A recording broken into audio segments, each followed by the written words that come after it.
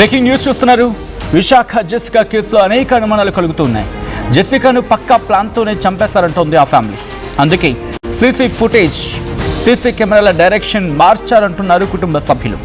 యువత కోసం 118 number room book చేసుకున్నారు హోటల్ యాజమాన్యం. ఇన్ఫాక్ట్ 118 నెంబర్ బుక్ చేసుకున్నారంటోంది హోటల్ యాజమాన్యం. అయితే అమ్మాయి అబ్బాయిలకు ఒకే రూమ్ ఇవ్వడం కుదరదని ముందే చెప్పింది సిబ్బంది. జెసికానే తన ఆధార్ కార్డుతో రూమ్ బుక్ చేసినట్లు చెప్పింది హోటల్ యాజమాన్యం. విశాఖకు చెందిన సాయి కిరణ్, యశ్వంత్, అలాగే లక్ష్మీ సౌసన్య, నరవ సాయి కుమార్, పుచ్చ సాయి కిరణ్, మణి, జెసికా వీళ్ళంతా ఫ్రెండ్స్. ఈ నెల 14న బీ స్క్వేర్ లాడ్జ్లో 118, 119 ఈ నెంబర్స్ ఉన్న రూమ్స్ తీసుకోవడం జరిగింది. వాళ్ళు రెంట్కి స్నేహితులతో కలిసి మద్యం తాగింది జెసికా. మద్యం మత్తులో స్నేహితుల మధ్య గొడవ జరిగిందనేది అందుతున్న సమాచారం. అయితే తనకు మరొకరితో సంబంధం ఉందని జెసికా ప్రచారం చేస్తుందంటూ దాడి చేశాడు సాయి కిరణ్ అనేది ప్రస్తుతం అక్కడ వినిపిస్తున్నమాట. అయితే సాయి కిరణ్తో పాటు జెసికాను తీవ్రంగా కొట్టారు లక్ష్మీ సౌసన్య, యశ్వంత్. కారణం ఏంటి డీటెయిల్గా తెలియాలి ఇంకా. అయితే ఈ దాడితో తీవ్ర మనస్తాపానికి గురైన జెసికా బలవన్మరణానికి పాల్పడిందనేది అక్కడ ఇన్వెస్టిగేషన్లో భాగంగా బయటకు వస్తున్న అంశాలు. అయితే కూతురు మరణంపై 6వ పోలీసులకు తల్లి ఫిర్యాదు చేయడం జరిగింది. జెసికా స్నేహితులను అదుపులోకి తీసుకుని పోలీసులు విచారించడం జరుగుతోంది. పోలీసుల ఇన్వెస్టిగేషన్లో కీలక విషయాలు చెప్పుకొచ్చారు ఫ్రెండ్స్. దాడి తర్వాత జెసికాకు ఫిట్స్ వచ్చిందంటూ చెప్పుకొచ్చారు స్నేహితులు. ఆ తర్వాత 118 రూమ్లోకి వెళ్ళి తలుపులు వేసుకుంది జెసికా అంటూ ఫ్రెండ్స్ చెప్పుకురావడం ప్రస్తుతం ఈ అంశానికి సంబంధించి అనేక అనుమానాలకు తావిస్తోంది. ఒక్కసారి మీరు ఆ పాయింట్స్ని డికోడ్ చేసే ప్రయత్నం చేస్తే కనుక, కనెక్ట్ చేసే ప్రయత్నం చేసినా, డికోడ్ చేసే ప్రయత్నం చేసినా అసలు ఏం జరిగిందనేది కాస్త కన్ఫ్యూషన్గా అనిపిస్తోంది. ఎందుకు వీళ్ళు ఆ ఫ్రెండ్స్ పార్టీ అని చెప్పి 118 రూమ్ నెంబర్ బుక్ చేసుకోవడం ఏంటి, ఆ తర్వాత 118, 119 అఫ్కోర్స్ ఆ రూమ్స్ 2 రూమ్స్ బుక్ చేసుకోవడం, ఆ తర్వాత జెసికా మద్యం తాగిందని చెప్పడం, తన ఆధార్ కార్డ్తో రూమ్ బుక్ చేసిందని చెప్పి హోటల్ యాజమాన్యం చెప్పడం, వీళ్ళంతా కలిసి అంటే మద్యం సేవించారు, మద్యం మత్తులోనే స్నేహితుల మధ్య గొడవ జరిగిందనేది. అయితే తనకు ఇంకొకరితో సంబంధం ఉందని జెసికా ప్రచారం చేస్తుందంటూ సాయి కిరణ్ దాడి చేశారనేది. సాయి కిరణ్తో పాటు జెసికాను లక్ష్మీ సౌసన్య, యశ్వంత్ కూడా కుట్టారనేది. ఎందుకు దాడి చేశారు? కేవలం రిలేషన్షిప్ అనే అంశం మాత్రమే తెర మీద ఉందా, లేకపోతే ఫైనాన్షియల్ మ్యాటర్స్ ఏమైనా ఉన్నాయా, లేకపోతే బియాండ్ ఏమైనా ఉన్నాయా? మరి ముఖ్యంగా కొన్ని సందర్భాలు ఏం జరుగుతుంటుంది, ఒకరి గుట్టు ఇంకొకరు తెలుస్తూ ఉంటుంది. ఫ్రెండ్స్లో చిన్న చిన్న విషయాలు తెలుస్తూ ఉంటాయి, కొన్ని సీక్రెట్స్ తెలుస్తూ ఉంటాయి. అటువంటివి ఏవైనా తను రివీల్ చేస్తుందని చెప్పి భయపడిన సాయి కిరణ్ కావచ్చు, లక్ష్మీ సౌసన్య కావచ్చు, యశ్వంత్ కావచ్చు, వీళ్ళు ఏవైనా అటాక్కి పాల్పడ్డారా, ఆ కోణంలో అటాక్కి పాల్పడ్డారు. ఇప్పుడు ఇటువంటి అనుమానాలన్నీ కూడా పూర్తిగా రైజ్ అవుతున్నాయి, ట్రిగ్గర్ అవుతూ ఉన్నాయి. అయితే ఇక్కడ ఇంకొక ట్విస్ట్ ఏంటంటే, వాళ్ళందరూ కొట్టారని చెప్పి తీవ్ర మనస్తాపానికి గురైంది జెసికా, బలవన్మరణానికి పాల్పడింది అనేది. ఒకవేళ ఆ స్థాయిలో దాడి చేశారు, హర్ట్ అయి ఉంటే కనుక అక్కడి నుంచి పారిపోయో లేకపోతే అక్కడి నుంచి ఎస్కేప్ అయ్యో పోలీసులకు అయితే కంప్లైంట్ చేయాలి. వచ్చే పాయింట్ ఇది.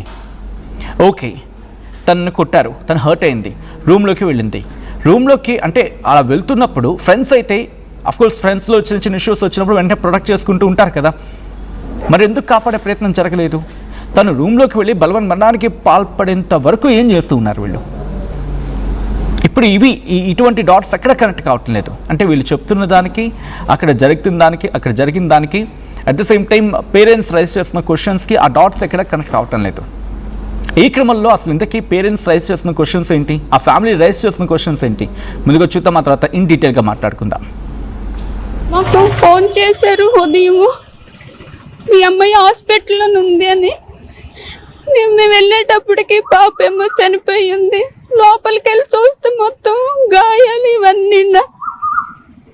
ఏమి అని చూస్తేప్పటికి ఏమయ్యింది ఏంటి అని అడిగితేనేమో ఫిట్స్ వచ్చింది, చనిపోయింది అని అన్నారు. కాదండి, నా బిడ్డ అలాంటిది, ఫిట్స్ వస్తే చనిపోదు, కావాలని నా బిడ్డకి హింసించి చంపేశారు, బాధ పెట్టని చెప్పారు. ఎవరు చంపారో ఎలా చంపారో నాకు తెలియదు, కానీ నాకు న్యాయం కావాలి. మా పిల్ల అయితే చనిపోయిన పిల్ల కాదు, చాలా నిలబడుతుంది అండి, చాలా స్ట్రాంగ్ అండి మా పాప.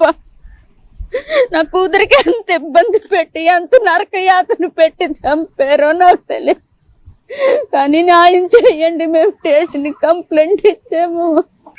ఇంట్లో నన్ను నాన్నున్నా అలా లేకపోయినా నన్ను ఒక్కలాగే చూసుకుంది. అలా చనిపోయిన తర్వాత అదే అన్నిటికీ మమ్మల్ని బాగా చూసుకుంటుందండి. అంటోంది నా కూతురు బలవన్ మరణానికి పాల్పడేంత సున్నిత మనస్కురాలు అయితే కాదు, స్ట్రాంగ్గా ఉంటుంది. అటువంటిది బలవన్ మరణానికి పాల్పడింది అంటే తల్లి చెప్తున్న మాటలకి అక్కడ వినిపిస్తున్న మాటలకి ఎక్కడా పొంతను కుదరటం లేదు. కొట్టిన తర్వాత ఎందుకు బలవన్ మరణానికి పాల్పడుతుంది అంటే బలవన్ మరణానికి పాల్పడేంతలో ఏమైనా ప్రేరేపించారా, లేకపోతే బలవన్ మరణానికి దారి తీసేలా ఏమైనా సీక్రెట్స్ ఉన్నాయా? ఒకవేళ అంటే ఎవరికి, ఎందుకు? అండ్ ఈ 2 పాయింట్లు ఒకలా ఉంటే వాళ్ళే ఉంటున్నారు బలవన్ మరణానికి పాల్పడిందని చెప్పి. అయితే కుటుంబం ఏమంటోంది ఒక్కసారి ఆ పాయింట్స్ మీరు కనెక్ట్ చేసే ప్రయత్నం చేయండి. అండ్ మాకు ఫోన్ వచ్చింది, వెళ్ళి చూస్తే వికటచీవిగా ఉంది. అండ్ ఆ టైంలో తన మెడ మీద దాడు, ఇన్ఫ్యాక్ట్ గాయాలు అవి ఉన్నాయని చెప్పి ఇటు ఫ్యామిలీ చెప్తున్నమాట. బట్ ఇంకొక పాయింట్ ఇక్కడ ఇంట్రెస్టింగ్ ఏంటది, తనకి ఫిట్స్ వచ్చి చనిపోయిందని చెప్పి ఆ ఫ్రెండ్స్ చెప్పారని ఆ కుటుంబం చెప్తోంది. సో ఎక్కడ డాట్స్ కనెక్ట్ కావటం లేదు. ఒక్కొక్క పాయింట్ ఇంకా మరికొన్ని పాయింట్స్ రేస్ చేస్తోంది. తనకి ఫిట్స్ వచ్చిందని చెప్పి ఫ్రెండ్స్ చెప్పడం ఏంటి, హాస్పిటల్లో జాయిన్ చేస్తామని చెప్పడం ఏంటి, ఆ తర్వాత ఫ్యామిలీకి అక్కడికి వెళ్ళిన తర్వాత వికటజీవిగా అంటే తనకి బతికి లేదని చెప్పి తెలియడం ఏంటి. అండ్ దీని గురించి మాట్లాడుకుంటే క్రమంలో దాడి జరిగిందని చెప్పి ఒక అంశం, ఫిట్స్ వచ్చిందని ఇంకొక అంశం. What's this? ఎక్కడ పాయింట్ కనెక్ట్ కావటం లేదు.